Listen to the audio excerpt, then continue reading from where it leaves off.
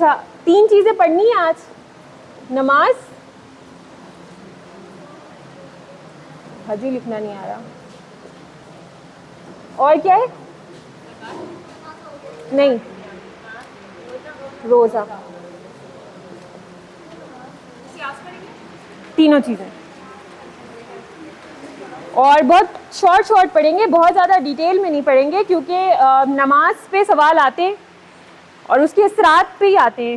روزے پہ سوال شاید 2017 میں ہے یا 16 میں ہے, اس کے بعد دوبارہ نہیں ہے, تو چانسز بھی ہیں کہ آ سکتا ہے. صحیح. حج پہ اکثر سوال آتا ہے, لیکن وہ بھی صرف اثرات پہ ہی آتا ہے. ہاں, ان چیزوں پہ آتا ہے. تو اب آپ ڈیپتھ میں جا کے پڑھیں کہ اس کے ارکان کیا ہیں, کون سی چیز کا بدا ہوتی ہے, تو اتنا ڈیپ آپ کو جانے کی ضرورت نہیں ہے.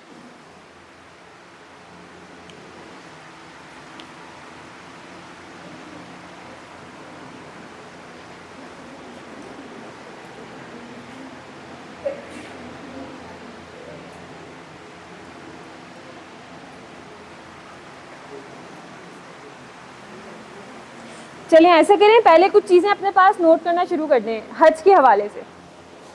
جتنا کچھ آپ کو بتایا تھا وہ ساری چیزیں آپ کو لکھوا رہی ہوں ہیڈنگ وائز. ٹھیک.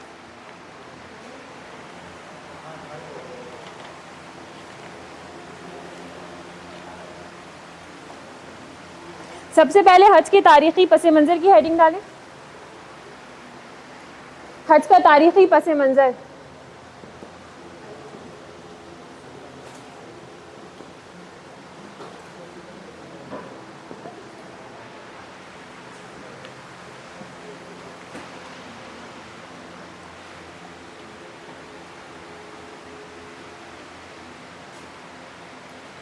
کوئی بتانا پسند کرے گا اس کے حوالے سے کیا چیزیں بتائیں تھیں؟ حج کا تاریخی پس منظر کیا ہے, کہاں سے ابتدا ہوئی, کیا ہوا, خانہ کعبہ بن گیا, زمین پہ آ گیا اتر کر, زمین پہ آنے سے پہلے کیا ہوتا تھا؟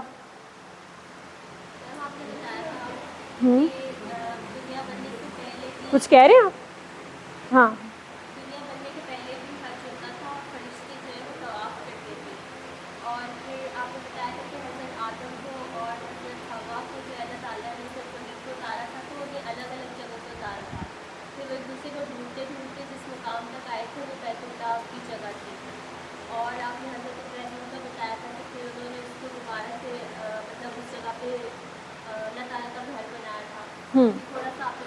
اب میں آپ لوگوں کو یہ جو پورا مطلب پوری سٹوری ہے, اس سٹوری کی صرف آؤٹ لائنس کے طور پہ آپ کو پوائنٹرز بتا رہی ہوں, وہ اپنے پاس نوٹ رکھیں.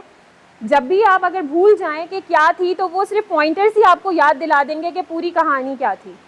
صحیح ہے, تو وہ پوائنٹرز بنانا اپنے پاس شروع کر دیں. سب سے پہلے لکھیں کہ سب سے مقدس عمارت زمین پر بیت اللہ ہے. سب سے مقدس عمارت زمین پر بیت اللہ ہے. اس کی دلیل کے طور پر سورہ آل عمران آیت نمبر 96.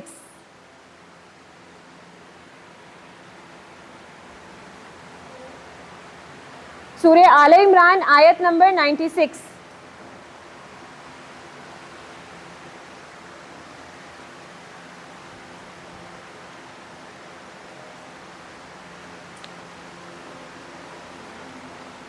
طوفان نوح میں کچھ پوچھنا ہے؟ آیت نمبر 96 سورہ آل عمران. دوسرا پوائنٹ, طوفان نوح علیہ السلام کے زمانے میں جو طوفان آیا تھا, طوفان نوح میں خانہ کعبہ کو آسمان پہ اٹھا لیا گیا.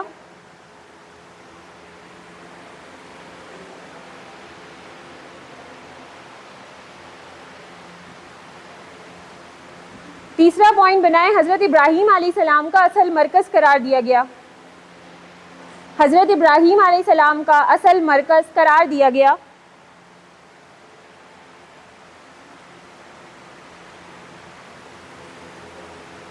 تمام عالم سے لوگوں کو وہاں جمع کرنے کا حکم دیا گیا. تمام عالم سے لوگوں کو وہاں جمع کرنے کا حکم دیا گیا.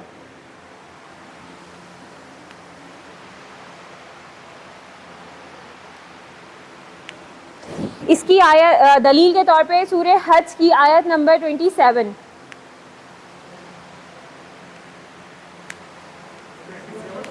آیت نمبر 27 سورہ حج، آیت کا نمبر لکھنے کے بعد وہاں پہ تھوڑا گیپ چھوڑیں تاکہ آیت کو خود دیکھ کر یہاں پہ کوٹ کر دیں جو جگہ بھی ہے. جی نہیں، چھوٹی چھوٹی جو آپ کے پوائنٹ سے ریلیٹ کر رہی ہیں بس آپ نے اتنی لینی ہے، آپ نے پوری آیت نہیں لینی. صحیح؟ تو آپ جب ترجمے والا قرآن دیکھیں گے تو آپ کو سمجھ میں آ جائے گا یہاں سے لے کے یہاں تک میرے کام کی بات ہے. سمپل ہے.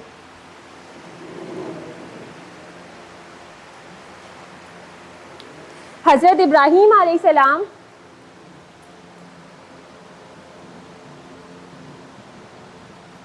بو قبیس نامی پہاڑ پر چڑھے.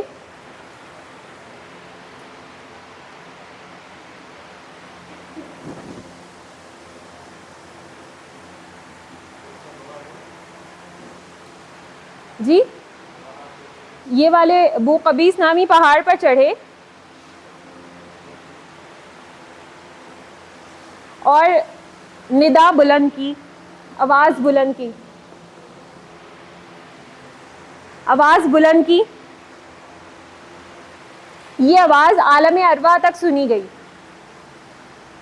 عالم ارواح تک سنی گئی.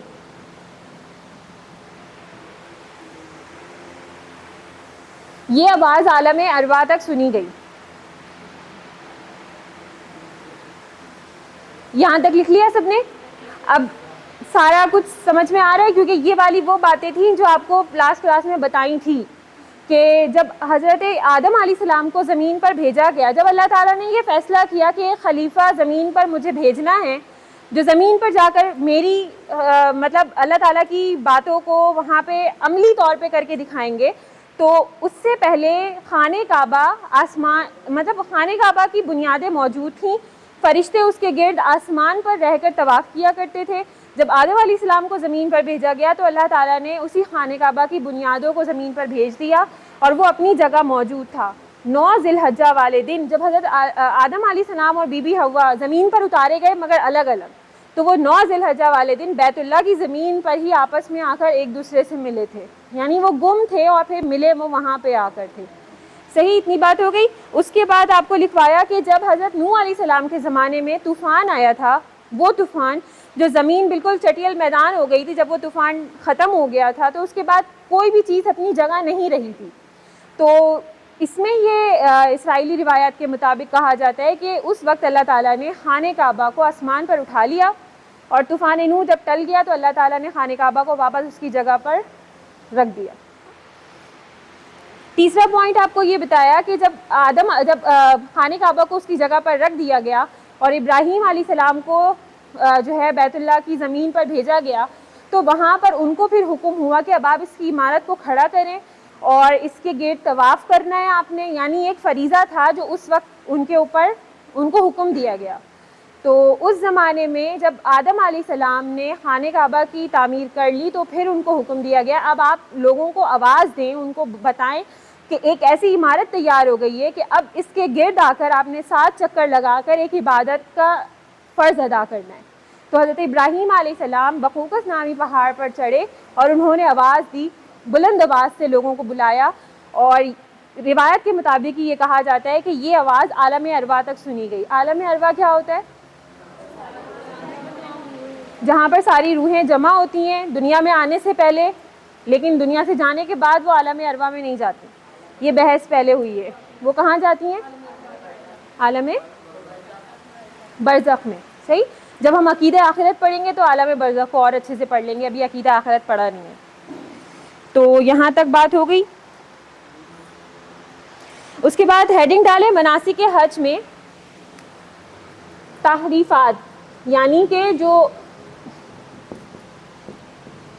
حج کو لے کر غلط چیزیں، غلط طور طریقے، غلط رسومات، تحریفات، تا ہا را یا فا الف تا،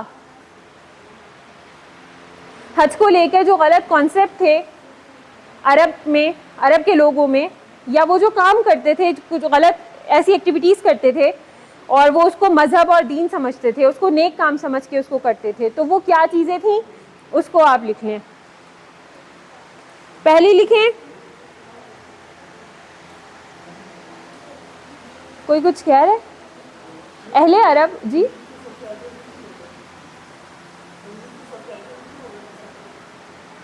انگلش میں سب ٹائٹل نہیں ہوگا یہ کہہ رہے ہیں آپ؟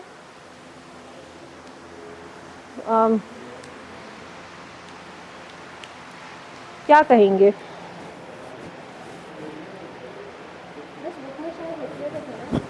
کس میں؟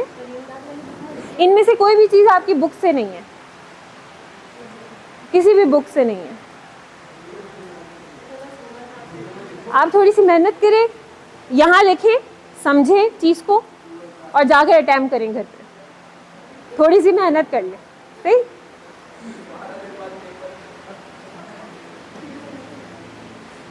12 دن بعد پیپر ہے. جی تو اسپیشل والے تو پھر تو آپ کو نہیں ہونا چاہیے تھا یہاں پہ, پھر تو یہاں نہیں ہونا چاہیے تھا. چلیں لکھیں. اہل عرب احرام باندھنے کے بعد گھر کے اصل دروازے سے داخل نہیں ہوتے تھے. اہل عرب احرام باندھنے کے بعد گھر کے اصل دروازے سے داخل نہیں ہوتے تھے. جی اہل عرب کون ہیں؟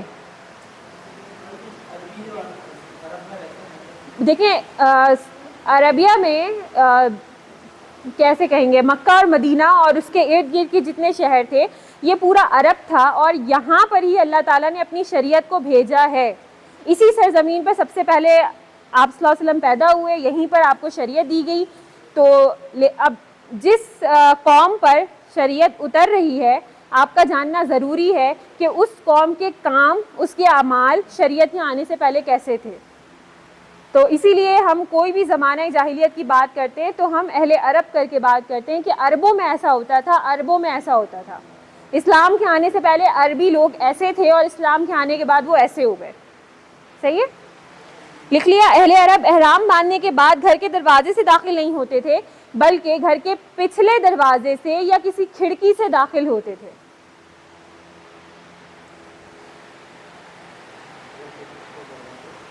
گھر کے پچھلے دروازے یا کسی کھڑکی سے داخل ہوتے تھے. اس کی دلیل کے طور پر دیکھیں یہ جو ہے 3-4 چیزیں ایسی ہیں جو عرب کرتے تھے تو قرآن نے آ کر ان کی تردید کی ہے. یعنی قرآن نے آ کر یہ بتایا ہے کہ آپ جو کام کرتے ہیں وہ غلط ہے اور کام ایسے نہیں ایسے ہونا چاہیے. تو جو تردید جس پہ قرآن نے انکار کیا ہے, ایک آرگیو کیا ہے دوبارہ سے, تو اس کی دلیل کے طور پہ لکھیں سورہ بقرہ کی آیت نمبر 189. سورہ بقرہ کی آیت نمبر 189.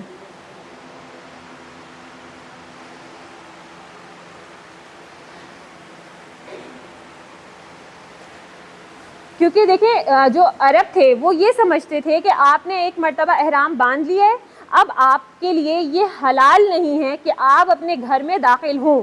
اب آپ کا سفر آگے کی طرف ہونا چاہیے نہ کہ پیچھے دوبارہ آپ کے گھر کی طرف, کیونکہ وہ بیت اللہ کے آس پاس رہنے والے لوگ تھے. ان کے لیے سفر اتنی دور سے آنے کا نہیں تھا. کوئی ایک بھی چیز کم ہوئی جا کے گھر سے واپس لے لی. مطلب سوچیں نا اس زمانے میں, اگر خود کو امیجن کریں بیت اللہ یہ برابر میں اور آپ کا گھر یہ رہا, آپ کو کسی چیز کی ضرورت ہے, آپ یوں جا رہے ہیں یوں آ رہے ہیں, احرام آپ نے پہنا ہوا ہے. صحیح. تو وہ یہ کرتے تھے, وہ یہ سمجھتے تھے اب ہم نے احرام کیونکہ باندھ لیا اب ہم گھر کے اندر نہیں جا سکتے, تو وہ اس کا ہیلا بہانہ نکالنا جس کو کہتے, تو وہ گھر کے پیچھے دروازے سے آتے تھے. جیسے اگر آپ کو یہ بات یاد ہو کہ یہودی جو تھے ان کے اوپر اللہ تعالیٰ نے کس چیز کی ممانعت لگائی تھی کہ آپ نے شکار نہیں کرنا, آپ نے ہفتے کے دن شکار نہیں کرنا. تو اس کا آلٹرنیٹ انہوں نے کیا نکالا, انہوں نے جمعے والے مطلب ہفتے سے ایک دن پہلے وہ جال بچھا کر آ جاتے تھے, اور اس کے بعد ہفتے والے دن وہاں جا کر نہیں دیکھتے تھے کیا چل رہا ہے کیا نہیں چل رہا, اور جب اتوار کو جاتے تھے تو مچھلیاں اپنے آپ آ جاتی تھیں. یا تو جال بچھا دیتے یا پھر وہ گڑے کھود دیتے تھے کہ مچھلیاں آئیں پانی کے ساتھ آئیں گی تو وہ گڑے کے اندر مچھلی رہ جائے گی, پانی واپس چلا جائے گا. تو یہ ہوتے ہیں ہیلے بہانے جو ہر قوم کرتی آئی ہے, ساتھ ہمارے بھی. تو جی بالکل. تو عرب بھی ایسے ہی کرتے تھے کہ یہ ان کی بس ادھر ادھر کی ہوا میں اڑتی ہوئی باتیں تھیں کہ اب آپ نے جانا نہیں ہے، تو لہٰذا اس کا آلٹرنیٹ انہوں نے نکالا کہ گھر کے کسی پیچھے دروازے سے یا کسی کھڑکی سے چھلانگ لگا کے چلے جاؤ تو حکم نہیں ٹوٹے گا. ٹھیک ہے، تو اس کی دلیل پہ قرآن یہ کہتا ہے کہ وَلَيْسَ الْبِرُّ بِأَن تَأْتُوا الْبُيُوتَ، یہ عربی کی آیت ہے، آپ لوگ خود لکھیں. ترجمہ آیت کا یہ ہے کہ نیکی کا کام یہ نہیں ہے کہ تم گھر کے کسی پچھلے دروازے سے داخل ہو، بلکہ نیکی تو یہ ہے کہ تم تقوی اختیار کرو. یعنی اب تم نے احرام باندھ لیا ہے تو اب تم پر لازم ہے کہ اللہ سے ڈرو. آپ کو کیا لگے گا کہ اگر آپ پر ممانعت ہے پہلے سامنے کے دروازے سے نہیں جانے کی، تو آپ پیچھے کے دروازے سے جائیں گے تو اللہ میاں نہیں دیکھیں گے آپ کو. تو اس پر یہ آیت نازل ہوئی، سورہ بقرہ کی آیت نمبر 189. لکھ لی؟ ممانعت نہیں تھی، یہ ان کی اپنی گھڑی ہوئی بات تھی کہ اب ہم نے احرام باندھا ہے، اب ہم نہیں جا سکتے، اب یہ ہمارے لیے اچھی بات نہیں ہے، اب ہمارا سفر آگے کی طرف ہونا چاہیے نہ کہ پیچھے کی طرف، جبکہ رہتے وہیں آس پاس تھے. یہ مسئلہ تھا ان کا. دوسرا لکھیں کہ اہل عرب کہتے تھے کہ ایک ہی سفر میں حج اور عمرہ نہیں ادا کیا جا سکتا.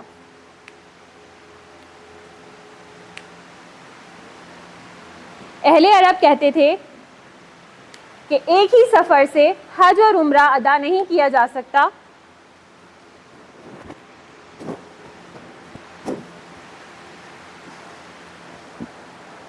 اس لیے عمرے کے لیے الگ مہینے اور حج کے لیے الگ مہینے تھے. عمرے کے لیے الگ مہینے اور حج کے لیے الگ مہینے تھے.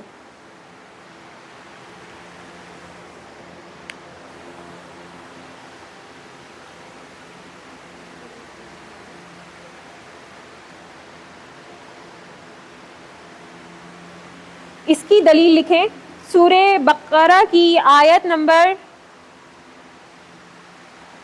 158. سورہ بقرہ کی آیت نمبر 158. اب اس کو سمجھیں کہ ان کا ماننا یہ تھا کہ ذی الحجہ میں حج اور عمرہ دونوں ہوتا ہے. جب آپ حج کے لیے جاتے تو آپ ڈائریکٹ حج نہیں کرتے، آپ پہلے عمرہ کرتے. طریقہ یہی ہے کہ خانہ کعبہ کو دیکھتے ہی آپ نے پہلے طواف کرنا ہے اور اس کے بعد آپ حج کی تیاری کے لیے پھر آپ آگے کہیں نکلتے. تو اہل عرب کا رواج یہ ہوتا تھا، وہ یہ کہتے تھے کہ ایک انسان اگر حج پہ جا رہا ہے تو وہ عمرہ نہیں کر سکتا، تو اس لیے وہ یہ کرتے تھے رجب کے مہینے میں جاتے تھے عمرے کے لیے اور وہیں پر رکتے تھے، اور پھر ذی الحجہ کے مہینے میں وہ حج کرتے تھے. ایک تو وہ یہ کام کرتے تھے. دوسرا ان کا کام یہ ہوتا تھا، دیکھیں کیونکہ یہ محرمات مہینے کہلاتے ہیں، ان کے زمانے میں یہ ایسے مہینے تھے کہ ان مہینوں میں جن مہینوں میں حج یا عمرہ ہوتا تھا اس مہینوں میں کوئی قتل و قتال نہیں ہوتا تھا. ایسے ہی کوئی جنگ نہیں لڑی جاتی تھی، کسی کو قتل نہیں کیا جاتا تھا، کسی سے لڑائی نہیں کی جاتی تھی. سفر کے مہینے والی جتنی بدعات ہیں نا وہ ہماری ہیں، وہ عرب نہیں کرتے تھے. عرب رجب کے مہینے میں کرتے تھے.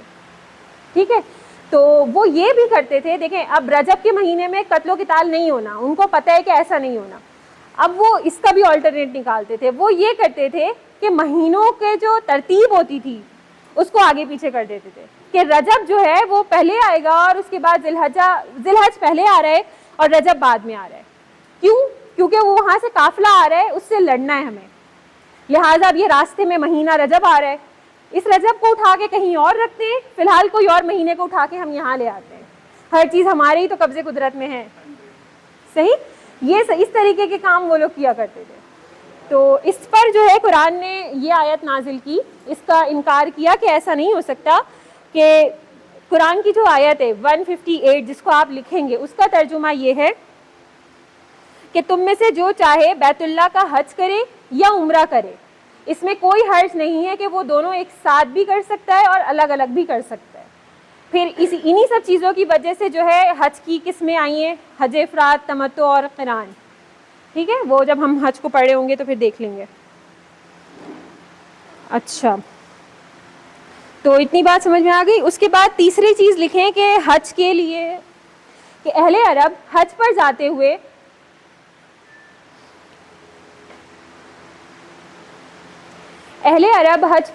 ہوئے ساز و سامان لے کر جانا تقوی کے خلاف سمجھتے تھے. ساز و سامان لے کر جانا تقوی کے خلاف سمجھتے تھے.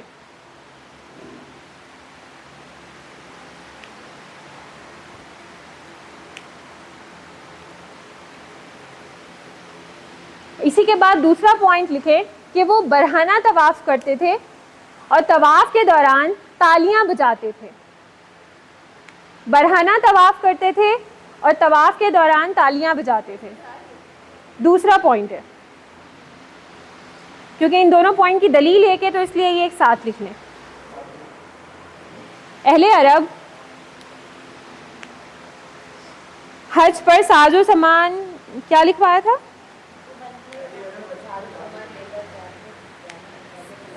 تقوی کے خلاف سمجھتے تھے اور برہنہ طواف کرتے تھے اور طواف کے دوران تالیاں بجاتے تھے. جی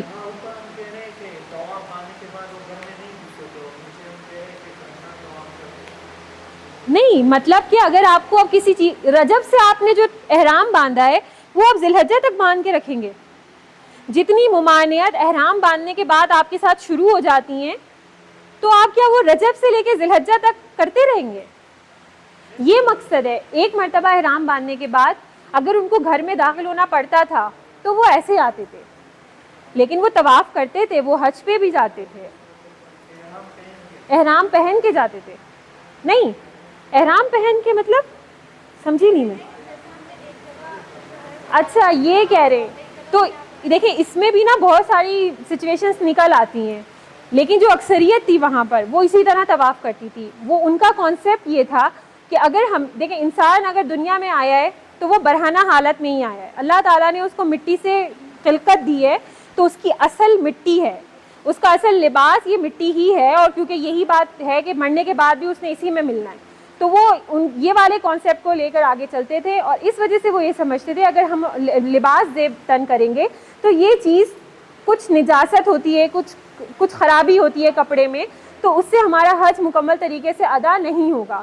تو اس طریقے سے وہ لوگ یہ طواف کیا کرتے تھے. اور طواف کے دوران تالیاں بجانا، کیونکہ یہ تالیاں آپ کو اندازہ ہوگا اس طرح کی جو چیزیں ہوتی ہیں جس سے شیطان خوش ہوتا ہے، تو وہ سارے وہ ایکٹ کرتے تھے جو شیطان کو پروموٹ کرتے ہیں. اور کیونکہ بیت اللہ کے اندر بھی ان کے بت رکھے ہوتے تھے تو ان کو اصل خوش کرنا ان بتوں کو ہی ہوتا تھا، جس کی وجہ سے وہ ایسی اوٹ پٹانگ حرکتیں کرتے تھے.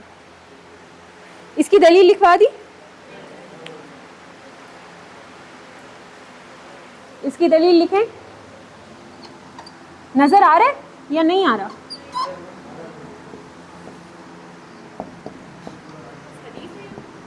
جی